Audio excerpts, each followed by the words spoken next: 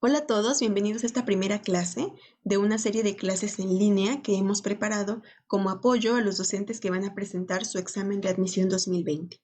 Vamos a iniciar este curso virtual con los docentes de educación básica, pero después vamos a continuar con educación media superior y con promoción. Como parte del curso virtual de educación básica, lo primero que vamos a revisar son los contenidos del curso Habilidades Docentes para la Nueva Escuela Mexicana. Esto va a funcionar en dos partes. Primero, para los docentes que ya hicieron el curso, pero que por cuestiones de tiempo no pudieron revisar a fondo los contenidos, para que puedan volver a revisar los contenidos y prepararse para su evaluación. Y por otra parte, para los docentes que por cuestión de calendarización todavía no tienen acceso al curso, para que previamente vayan revisando los contenidos, viendo de qué se trata y puedan también prepararse para el examen final. Entonces, en esta primera clase vamos a abordar la primera parte del curso Habilidades Docentes. Aquí tenemos el esquema general del curso, pero vamos a revisar en este momento solamente la lección 1 y 2 del módulo 1. Posteriormente vamos a continuar con el resto del contenido y una vez terminado este contenido, vamos a revisar toda la bibliografía básica de estudio para preparar el examen de admisión. El primer módulo se llama Principios y valores que orientan el trabajo docente. Y el objetivo de este módulo es reconocer el valor de la educación, los principios y valores que la orientan y que dan sentido a la profesión docente y los principales retos de la profesión docente en la actualidad, sobre todo con la idea de la nueva escuela mexicana. Está formada por 4 lecciones, de las que vamos a revisar en este momento solamente la lección 1 y la lección 2. La lección 1 se llama Ser maestra o maestro en educación básica. Dentro de la educación básica y de la educación en general, lo que un docente se propone es brindar a sus alumnos una educación de excelencia. Para ello, debemos reconocer sus características físicas, sus características económicas, sus características sociales, sus características culturales, de género, etc. Es decir, ver a nuestro alumno como un todo integral, que es lo que propondría la nueva escuela mexicana. Esto lo logra el docente a través del diagnóstico inicial que realiza de sus alumnos y que lo hace precisamente con el objetivo de conocer al grupo con el que va a trabajar, cuáles son sus características y cuáles son sus necesidades de aprendizaje. Para ello, en la actualidad, los docentes debemos desarrollar nuevas habilidades, nuevas competencias profesionales y generar cambios en la labor docente. Y estos cambios tienen mucho que ver con la nueva cultura digital. Por ejemplo, en la actualidad, con la contingencia que estamos viviendo, ha sido necesario desarrollar nuevas habilidades para trabajar a distancia, para trabajar en línea, en clases online, quizás por correo electrónico, quizás por diferentes aplicaciones, y esta preparación se ha venido dando de manera vertiginosa. Sin embargo, es una preparación que debe irse dando de manera paulatina. Debemos ir haciendo cambios en la labor docente para poder adecuar nuestra labor a la actualidad. Después nos habla del valor de la educación, y lo primero que nos pregunta es ¿qué es educar? Generalmente se considera que educar es enseñar y aprender a lo largo de la escolaridad datos, cifras, información, y que esta educación puede estar o no vinculada a las personas. Sin embargo, en realidad educar, para esta propuesta de la nueva escuela mexicana, es lograr que las personas sean capaces de comprender la vida, de enriquecerla y de compartir con otros sus experiencias y conocimientos, y que con ello favorezcan la convivencia humana, el cuidado del medio ambiente, la paz y la igualdad. Estos son dos de los principales postulados de la escuela mexicana. El primero, que lo que se aprenda, que lo que se logre, se pueda compartir con los demás, y no solamente con las demás personas, sino con el medio ambiente, con la comunidad, y que con ello podamos lograr la convivencia humana sana, el cuidado del medio ambiente, la paz y la igualdad social. También nos habla del objetivo de la educación dentro del espacio escolar. ¿Cuál sería el objetivo de la educación dentro del espacio escolar? Recordemos que la nueva escuela mexicana propone poner al centro a los estudiantes, siempre al centro de la educación al estudiante. Por lo tanto, el objetivo de la educación va a girar en torno al estudiante, y ese objetivo será que el estudiante disfrute aprender y sea feliz al hacerlo. Que los procesos educativos que se desarrollen con ellos tomen en cuenta sus características personales, su contexto social, cultural, lingüístico, que se logren encontrar y desplegar sus potencialidades, es decir, llevar al estudiante a encontrar sus propios talentos, sus propios potenciales y desplegarlos, que logre generar competencias. Hacer uso moral de su libre albedrío, es decir, hacerlos pensadores críticos, pero también morales, y transformar su entorno, es decir, que todo lo que hayan aprendido lo puedan aplicar para el entorno, para el medio ambiente, para la comunidad, para las personas de las que se rodean.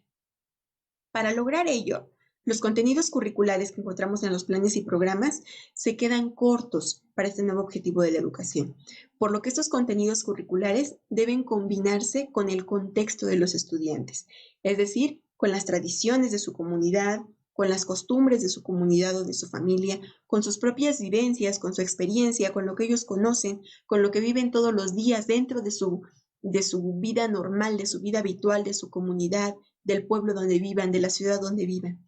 A esta suma de los contenidos curriculares establecidos más el contexto social del estudiante, le vamos a llamar aprendizaje situado. ¿Qué es el aprendizaje situado? Es darle al alumno los contenidos curriculares, ofrecerle los contenidos curriculares a través de una situación didáctica que se proponga con base en sus costumbres. Por ejemplo, voy a proponerles un contenido curricular de el Día de Muertos, pero con base en las tradiciones que se tienen en su propia comunidad. Les voy a proponer el contenido curricular del anuncio publicitario con los propios anuncios publicitarios que ellos pueden ver en la comunidad, que ellos pueden ver en el lugar en donde se desarrolla. Es decir, que aprendan a través de su propia realidad. Lo primero que se debe ofrecer entonces a los estudiantes no es el concepto como tal que nos aparece en los contenidos curriculares, sino es una situación didáctica que se haya armado con base en lo que el estudiante conoce y vive todos los días. Este sería el aprendizaje situado. Para lograr este aprendizaje situado, los contenidos curriculares se quedan cortos, por lo que representan solamente un referente o un medio para poder conducir esta enseñanza, aprendizaje con los estudiantes, pero no nos vamos a limitar solo a los contenidos curriculares. Dentro del curso Habilidades Docentes se proponen dos conferencias, nos proponen ver dos conferencias. La primera es de Joan Manuel del Pozo y habla del valor de la educación ayer, hoy y mañana. Lo que nos dice del Pozo es que la educación, cuando hablamos de educación, generalmente lo igualamos con la definición de enseñanza, y esta enseñanza entendida como la transferencia de conocimientos. Esta idea no es equivocada. La educación sí tiene que ver con la enseñanza y sí tiene que ver con la transferencia de conocimientos, pero la educación es la enseñanza más valores. Esa sería la diferencia entre educación y enseñanza. La educación es igual a la suma de una enseñanza más la transmisión de valores. Por lo tanto, sí es la transferencia de conocimientos, pero con lo que Joan Manuel del Pozo llamaría amor pedagógico. Y este amor pedagógico va a llevar a los alumnos a tener la capacidad de recibir y de producir valor, de generar dignidad en ellos. Es decir, de recibir la educación, pero también después compartir ese valor con el resto de las personas con las que convive, con su comunidad, con la propia comunidad escolar. Con ello, la educación se convierte en un proceso de humanización que genera empatía o que requiere también empatía, comprensión, acercamiento, y que para lograrlo se necesita una interacción de persona a persona. En la actualidad esta interacción no forzosamente tiene que ser cara a cara, puede ser a distancia como lo estaremos haciendo en este momento, pero que se genere la interacción de persona a persona, es decir, que haya una ida de información y que haya un regreso de esa información como retroalimentación.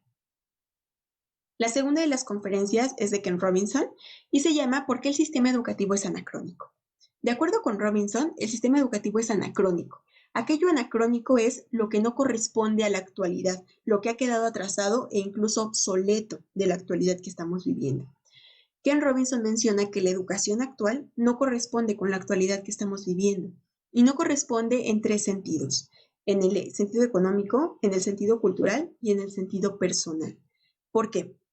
En el sentido económico, porque la educación que en este momento se le está impartiendo a los estudiantes es una educación que nos heredó la revolución industrial hace mucho tiempo, con el sistema económico de producción que en ese momento se manejaba. Sin embargo, en la actualidad estamos viviendo más un sistema económico de servicios, un sistema económico digital, a la cual no está respondiendo el sistema educativo actual. En la segunda parte, en la parte cultural, también la educación ha quedado desfasada.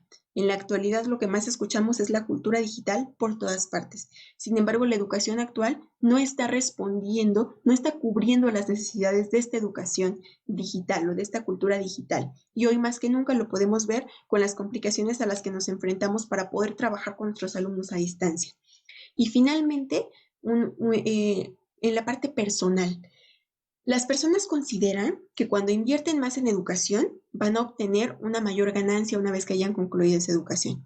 Sin embargo, no está pasando así. Y no está pasando así porque las universidades no están cubriendo los requisitos del mercado actual. La educación que ofrecen las universidades no es la educación que el mercado requiere de sus trabajadores o no son los conocimientos que el mercado está solicitando para poder unirse a sus grupos de trabajo.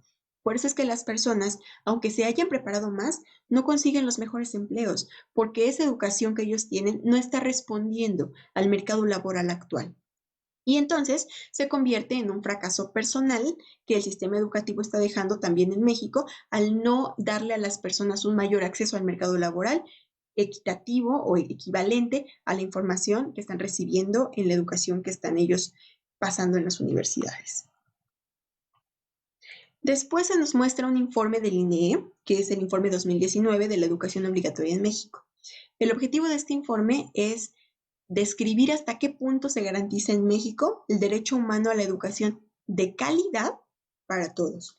Recordemos que ya desde hace tiempo en el artículo 3 constitucional se agrega esta parte de la educación de calidad. Es decir, la educación ya no solamente es laica, gratuita y obligatoria, sino ahora es de calidad o debe ser garantizada de calidad para todos en México. Para ello, y para describir la situación actual de la educación pública en México, el INEE tomó 6 indicadores. El primero es el acceso, la permanencia y la conclusión de la educación obligatoria. Es decir, cuántas personas ingresan, cuántas se mantienen y cuántas concluyen esa educación obligatoria en nuestro país. La segunda es la infraestructura escolar.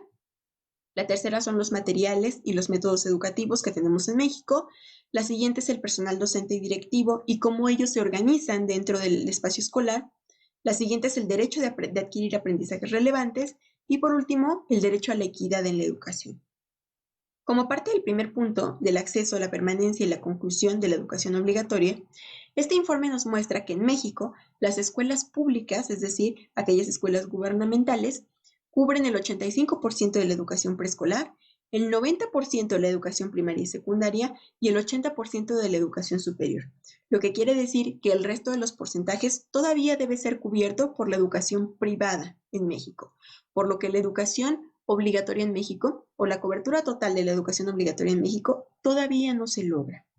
Y otro dato que nos lleva a esta conclusión es que el 4.8 millones de niñas, niños y adolescentes de estas famosas siglas que ha introducido la nueva escuela mexicana, NNA, de entre 3 y 17 años, es decir, en edad escolar obligatoria, no asisten a la escuela. 4.8 millones de niñas, niños y adolescentes no están asistiendo a la escuela. Generalmente o en su mayoría aquellos que están en edad preescolar y en edad de educación media superior, que es donde más se registra la ausencia de estudiantes dentro de las escuelas.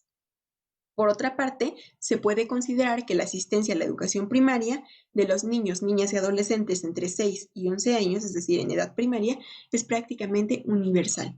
Aunque no están cubiertos al 100%, prácticamente se puede considerar que todos los niños, niñas y adolescentes entre 6 y 11 años tienen acceso a la educación primaria en México.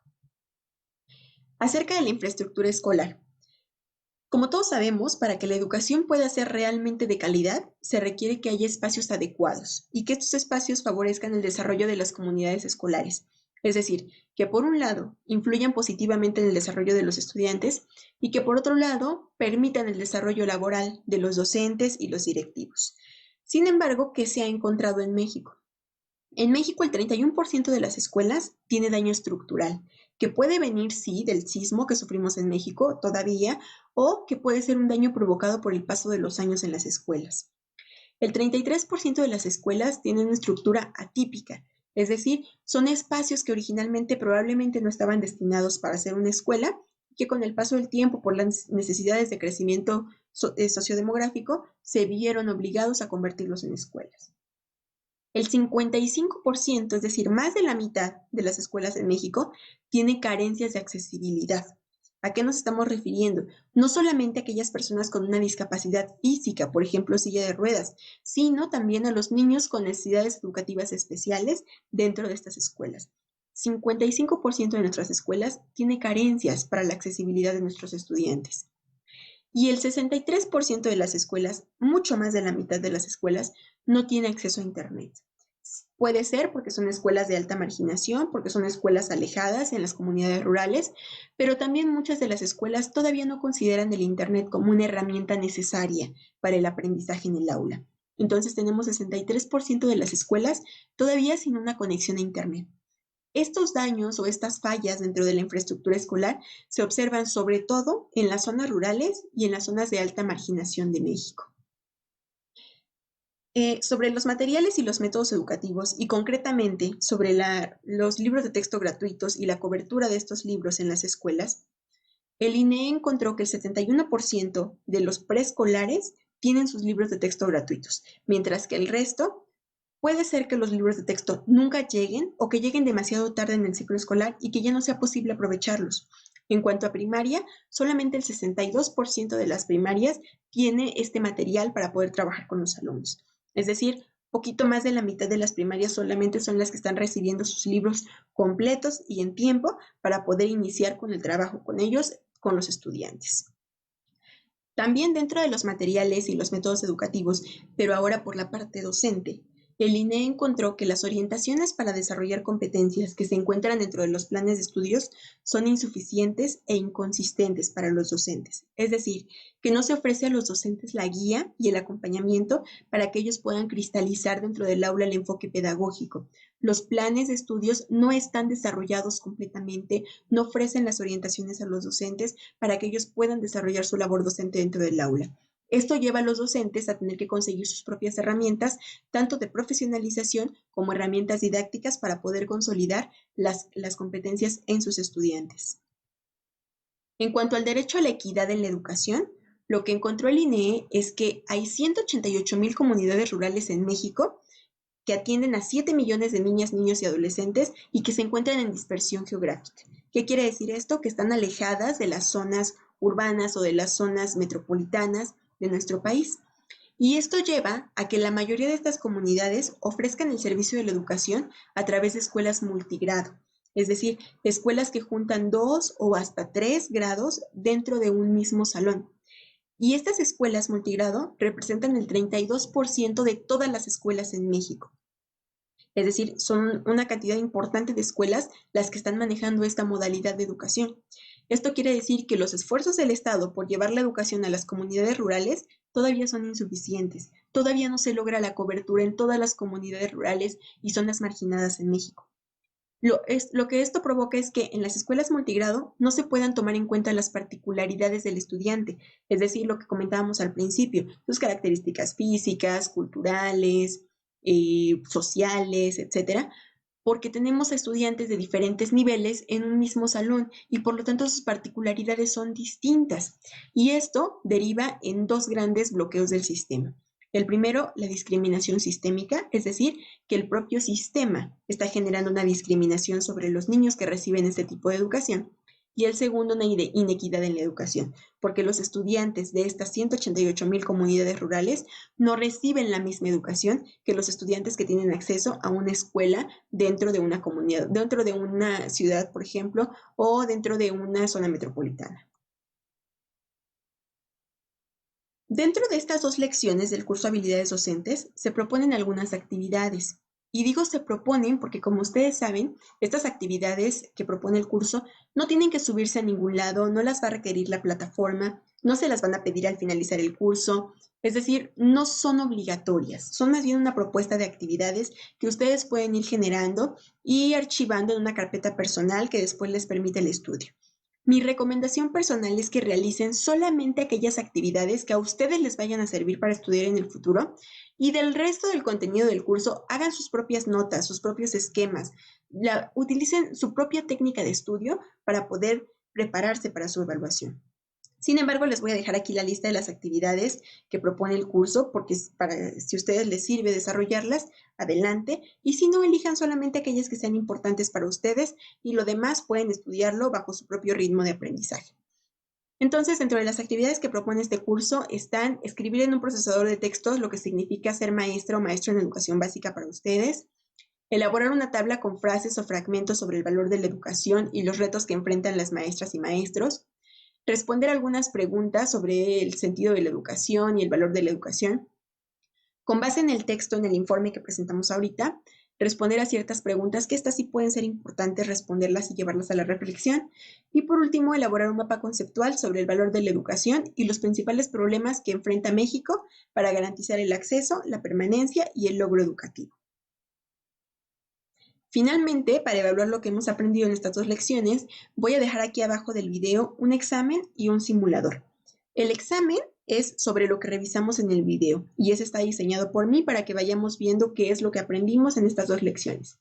El simulador es un ensayo de la evaluación real que se presenta en el curso Habilidades Docentes. Repito, el examen tiene que ver con lo que aprendimos aquí en esta presentación y el simulador es la evaluación real del curso Habilidades Docentes del primer módulo. En este momento no estaríamos en condiciones de responder el simulador completo porque no hemos revisado todo el módulo. Sin embargo, si ustedes quieren, pueden irlo revisando y con sus conocimientos previos ir tratando de responder para saber a qué es a lo que se van a enfrentar una vez que hagan el curso. El examen, ese sí lo podemos responder con la información que hemos obtenido aquí en este video. Promoción. Estamos en contacto, espero que esta información les sirva, que haya sido clara y si tienen alguna duda también me la pueden escribir aquí o a cualquiera de las vías y estaremos pendientes para poder contestarles. Nos vemos en la siguiente clase y mucha suerte a todos.